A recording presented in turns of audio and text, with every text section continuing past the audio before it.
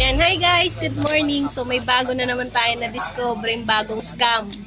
So yan, nanonood ako ngayon, tingnan mo. Yan, nanonood ako ngayon ng live at yan may pumapasok na namang call So pangatlong call na to. Nagbigay ako ng number dito sa live na to. Kay Rosmar to guys Tapos live to ni Rosmar. Ayan live si Rosmar. Hindi masyadong kita yung video kasi yung malabo. Pero kay Rosmar yan. Tapos ito yung name ng page, Rosmar Live. Tapos, kanina na nagbigay, sabi magbibigay daw ng 5,000.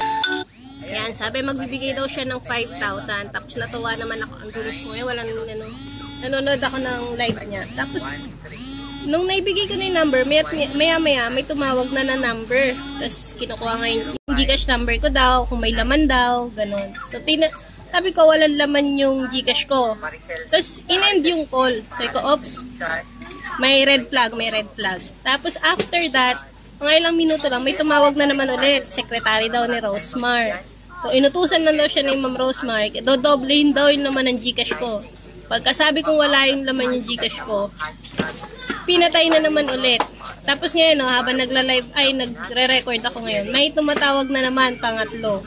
Tapos, habang pinapanood ko yung video, di ba, nanood pa rin ako ng video, kahit alam ko ng scam, na-discover ko, nakagabi pa pala yung video.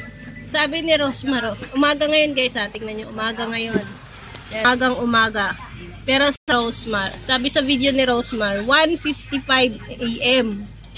Imagine niyo yun, ibig sabihin, itong live na to, fake. Grenab lang yung video, tapos ini-live.